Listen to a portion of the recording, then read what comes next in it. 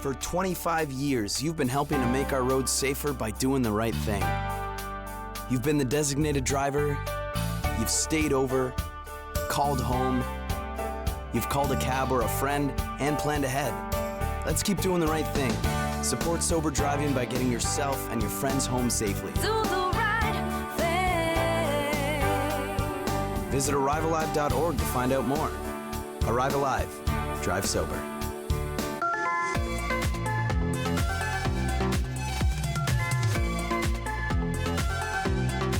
You're watching Rogers TV.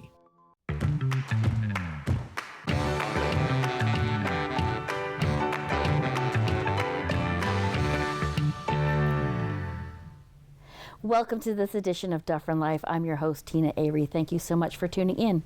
We are amidst the holidays. We've gone past Christmas and everything else, and we're coming up to the new year, and it's super, uber exciting. I have a guest that's joining me today. She's a familiar face, but I love to have her on the show. What she does is so vitally important to our community. Joining me, we have Heather Hayes, Executive Director of the Orangeville Foodbank. Thanks for coming back on the show. Thank you so much for having me. It's really important. And I mean, I know we're coming up to the new year, and you know, there's such a push for, you know, food donations for the holidays, and everybody's so generous and they give what they can. But then we're fast approaching the end of the holidays. So let's talk a little bit about the situation that happens come December or January 2nd. Yeah. So, yes, we are getting really close to New Year. And for people who might want to support the food bank, because we're getting close to making your taxable donations towards the end of the year, certainly any donations that we receive would be fantastic, and that will benefit this tax year. And we were also affected by the postal strike. So that is, it's been a challenge for not-for-profits, certainly understanding that a good wage is an important part of the postal disagreement right now.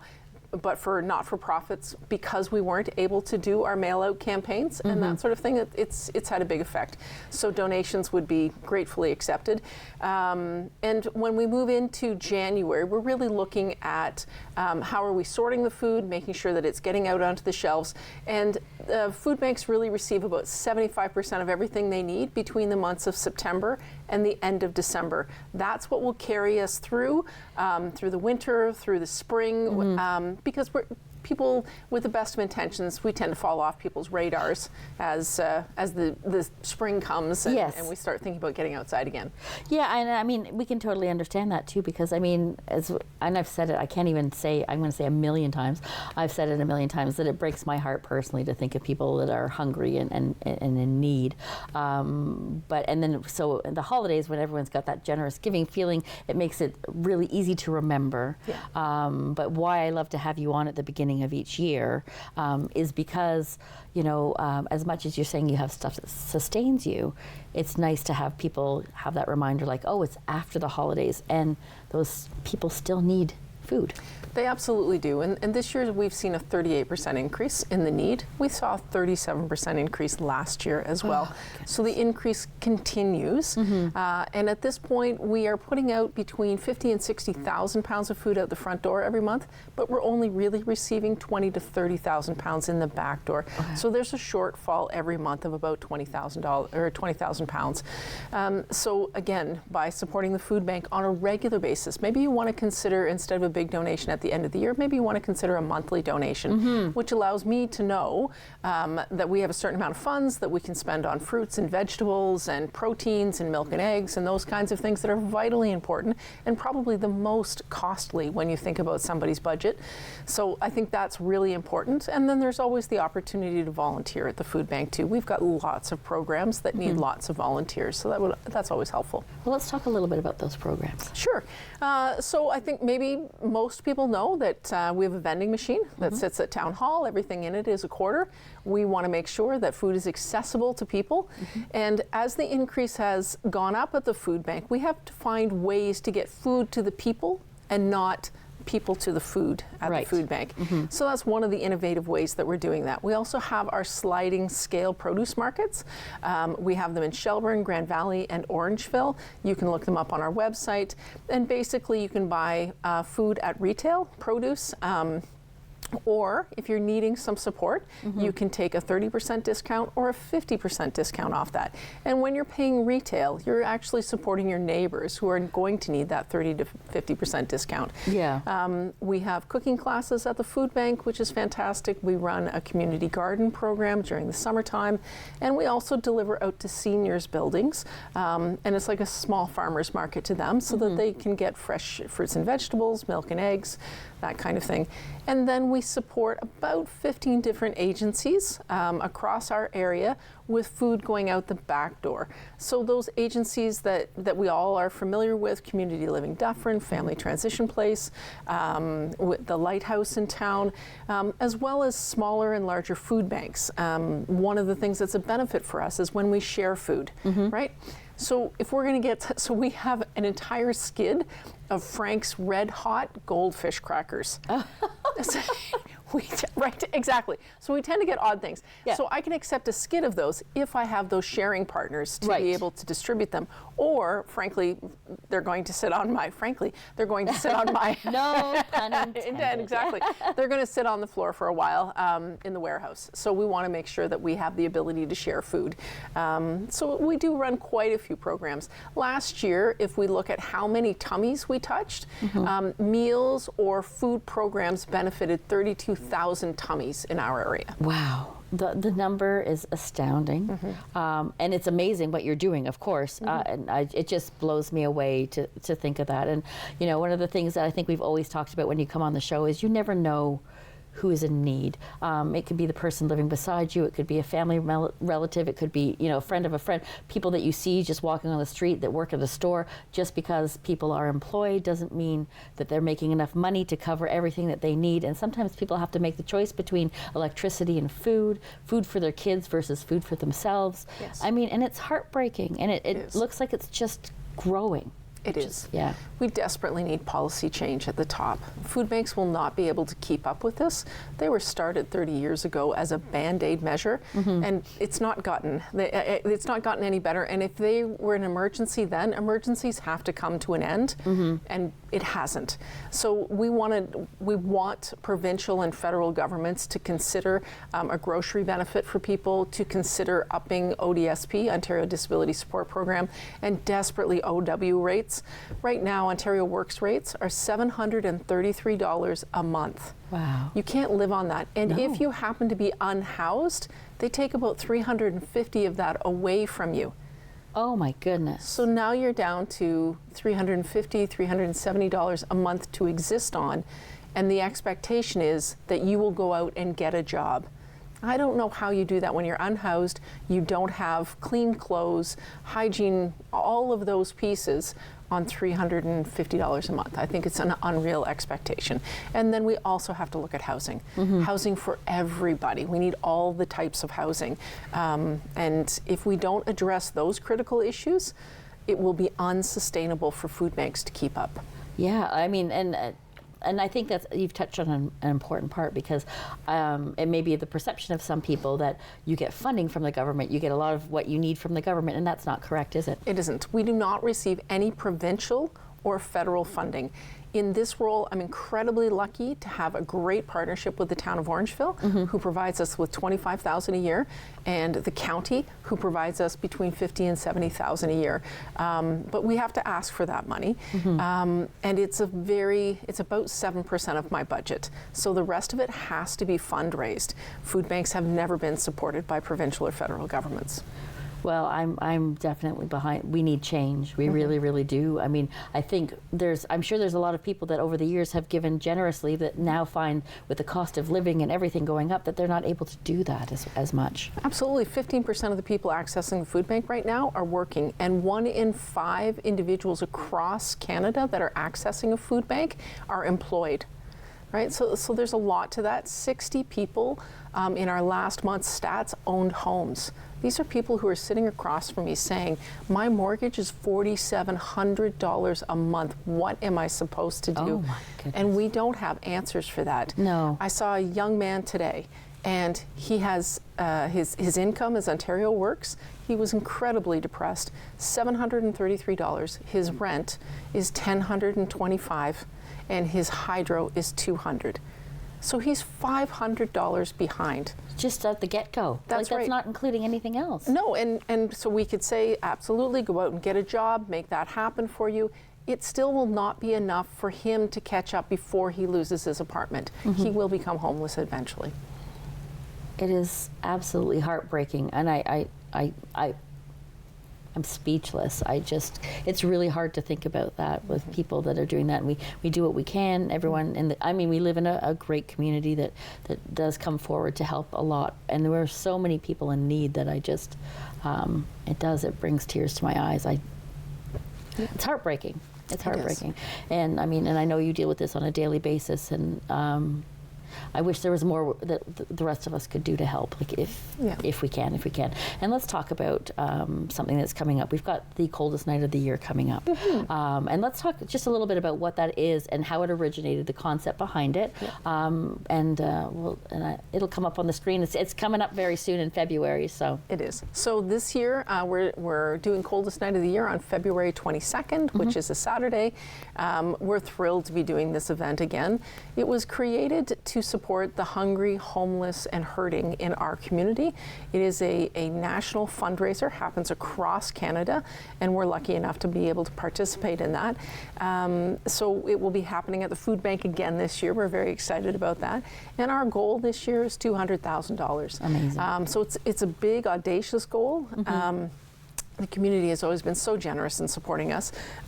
So if anybody's interested in sponsorship or walking and putting a team together for that, we would really appreciate that. Now more than ever, the funds that we raise from this help us help others.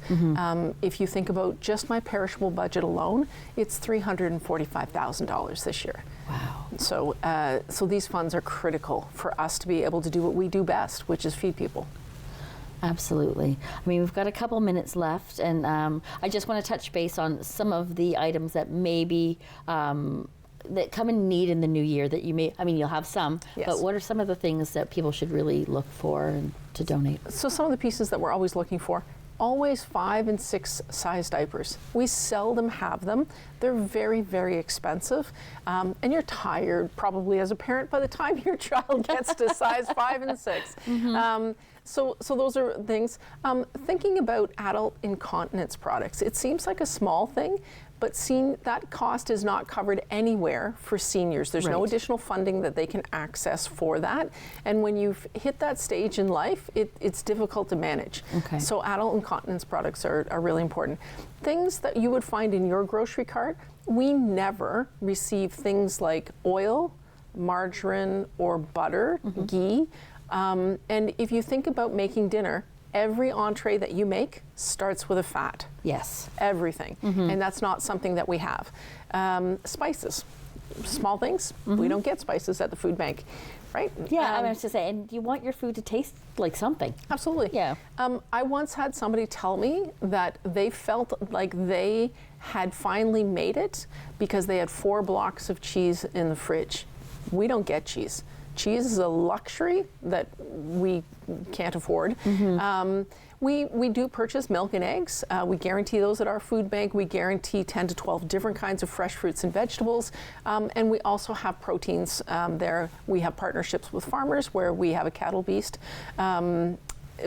butchered. I hate saying that word, but every second month. And that provides us with hamburger. They donate the cutting and wrapping and a very good cost for that. So those are the kinds of things that we support people with, but those extra pieces are critical. Absolutely. Heather, I want to thank you for coming on the show again. No problem. I always love having you here to create awareness. Don't you go anywhere. We'll be right back.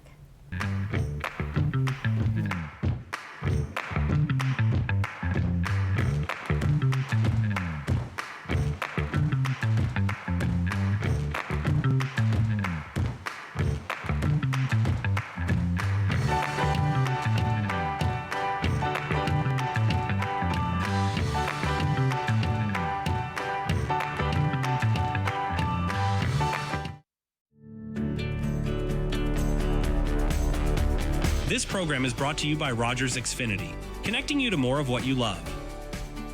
Visit Rogers.com for more details. There's some coldness in the air. Thursdays, the weather's getting chilly. I'm just trying to stay warm. But in Charleston, these friends are a hot mess. He loves you. I think he blocked me. Maybe I did. Maybe.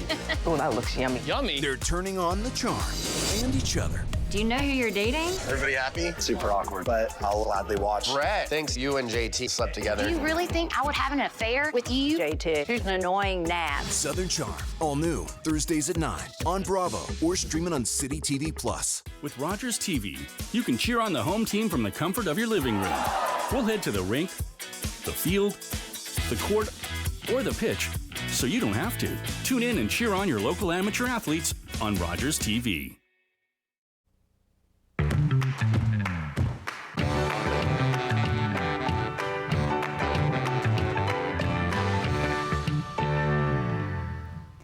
Welcome back to Dufferin Life. Thank you so much for staying with us. And if you're just tuning in, as always, you're tuning in at a great time.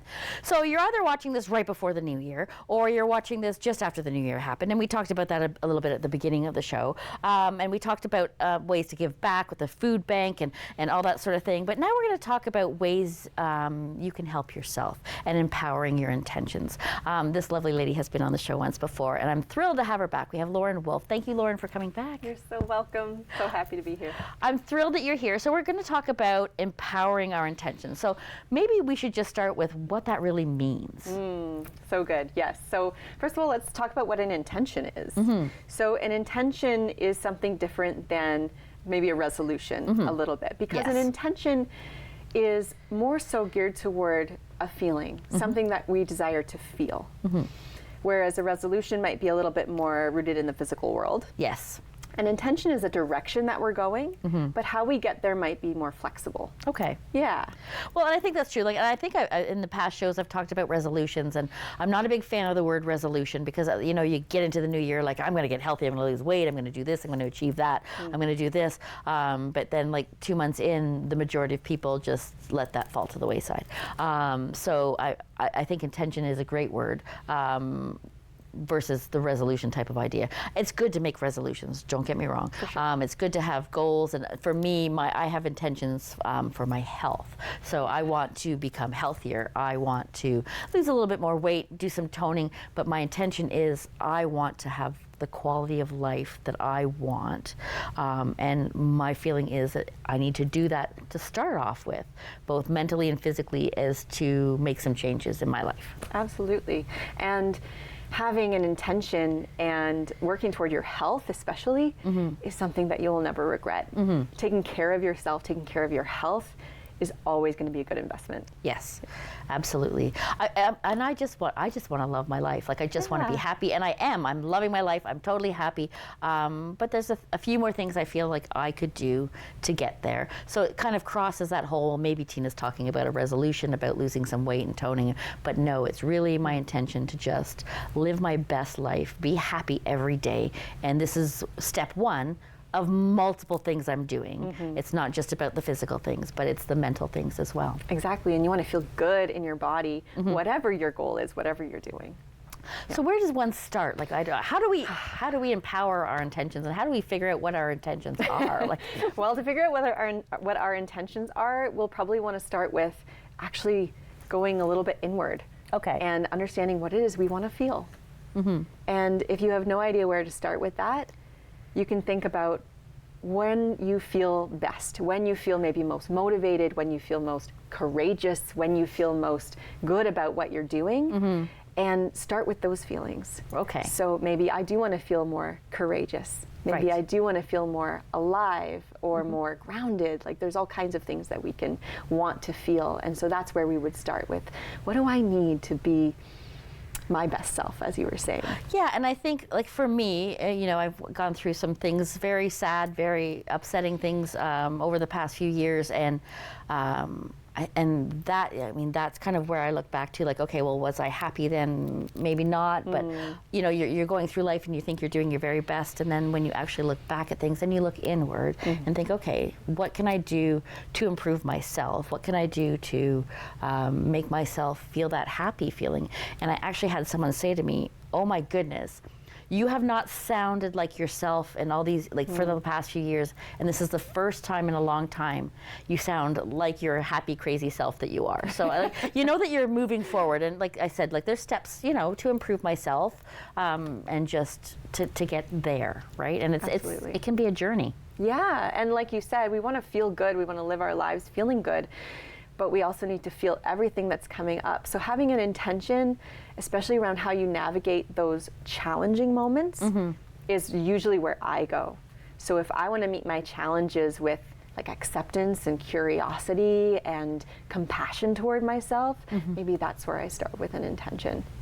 You just have to hang out with Lauren, because no matter what you do, you feel so much better after you have a conversation with her.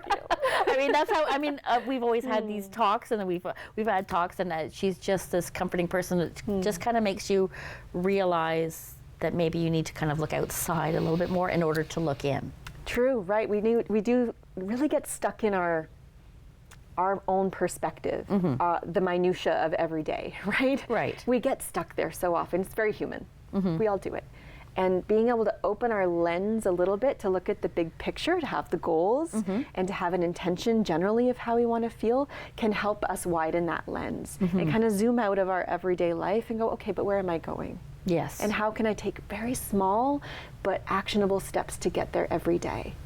If I were to do one thing today that tomorrow I will be grateful I did, what is that thing? Right. Yeah. Absolutely. And I mean, this can encompass anything. It can be mental health, physical health. It could be something that you want to achieve. It could be finding a way to give back to the community. Totally. It could be, because those feelings, the feelings of giving back to the community, they come back tenfold, and it just makes you feel so much, I don't know, better, happier. Absolutely. Being in service always is a good investment and a good use of your time. It does make you feel good to be of service, to help other people. You're always going to be helping yourself when you're doing that. Yeah, absolutely. So I don't know anything about this. So we're gonna ask Laura. So what type of actionable steps can we take to just start the process? Because I think for most people, for me, I mean, it's taken some time to get there, to realize where you want to be and how you want to feel. Yeah, absolutely. So what I would say is that first we want to start with going inward and kind of unwinding what we're feeling now. So it's the end of the year, or it's just been the end of the year, and a lot of us are already reflecting on our year and how it's gone and what we've accomplished and maybe what we haven't. Right. And so it's time to really let some of that stuff go and look toward where we're going. But we still have to be able to process what's happened. Right. Yeah. You don't want to forget about those things. No. Like, you don't want to forget about the challenges or the steps that maybe you wanted to take, you didn't take, or the changes that you wanted to make, but you're not quite there yet. Yeah. You don't want to forget that, because if you walk past that, I don't think you can keep walking forward. That's right. And whatever you did or didn't do, it doesn't really matter. It's all about your experience and what you're learning from it. And I say learning because it's always a learning. Right. You're always, hopefully, always learning from your successes and your mistakes.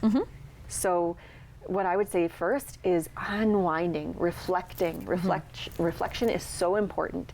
It helps us understand where we've been, what's worked for us, maybe what's not worked so well for us, and where we might want to make adjustments. And then once we've kind of unwound some of that tension and the stickiness and reflected, then we can kind of spiral back up. We can start to move forward. We can call in energies that and qualities that we want to move forward with. Okay. And then the other thing is the breath.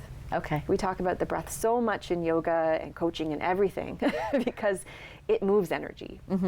And when we're going through this new year, when we're going through the challenges that are inevitably going to come up and thinking about the ways that we want to feel, we always want to feel like we're able to flow and move through those experiences and those emotions with as much ease as possible.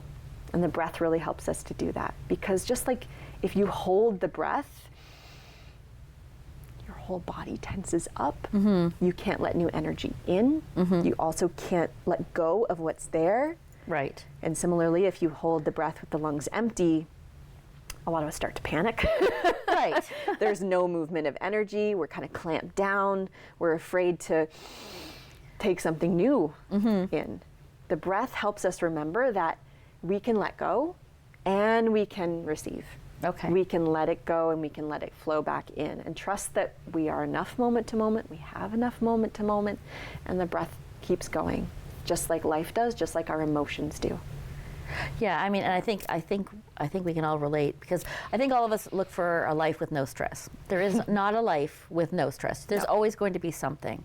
But you're absolutely right. When something happens, that immediate, like, and you're just like, I don't know what to do, and I'm panicked, and you're not, there's nothing happening. Like, you're literally just kind of stunted where you are. Yeah, and then we get stuck there. We get so stuck there, we resist our emotions, we resist the experience, we want this thing, but not this thing.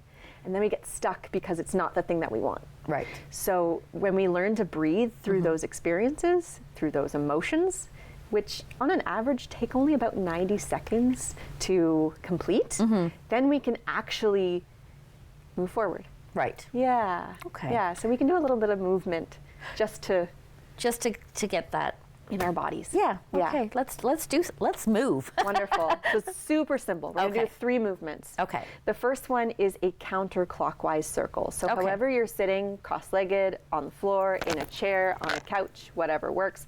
Hands can be on your knees, on your shins, beside you. We're going to find a nice long spine. And then we're just going to circle our body counterclockwise. So whatever that means for you. Okay, I'm going the wrong. Everyone might interpret that a little bit differently. So this is a somatic movement that helps us unwind. The counterclockwise direction, whatever you associate as counterclockwise, helps us unwind the energy. So as you're unwinding, if you're doing this at home, think of the things that you are letting go of, the things that you're clearing, the things that you no longer need. Yeah, and you're going to breathe. Nice free breath. It doesn't have to be synced with any specific movement. You're just going to breathe. And then once you've done that and you feel like, okay, I've unwound some of that energy, you're going to pause. And then you're going to go the other way, clockwise. So again, whatever that means for you, it might be that you're going clockwise with your head or your hips or something else. And the clockwise direction is calling in energy, drawing things toward you, magnetizing, attracting, all those things, manifesting. So now you're going to call in maybe 3 really powerful words or feelings that you want to feel as you breathe, and you're going to imagine breathing those in. And then the last one that helps you flow with those emotions is just a little bit of a wave. So as you inhale, feel that natural rising energy of the breath, the buoyancy, and then on the exhale, a little bit of falling energy with the breath. Yeah. And inhale, rising and falling. Yeah, and you can do that through the nose or the mouth. And this just helps us understand that we can move. Whenever things are tense in the body, if we can breathe with it, if we can allow the emotion and the experience to flow, then we can let everything else flow in our lives, and things will feel a lot better when we're in flow. It really, really does. I probably look silly because I was sitting in an awkward position, but don't look at that. But I mean, the feelings that Lauren's talking about, even here, like I just wanted to close my eyes and let it go, and just kind of release with it. So I encourage you to try that and empower your intentions for this new year. Lauren, thank you so much for joining us. Thank you. It's so lovely to be here again. I love having you on the show. Thank you for joining us. Until next time, bye-bye for now.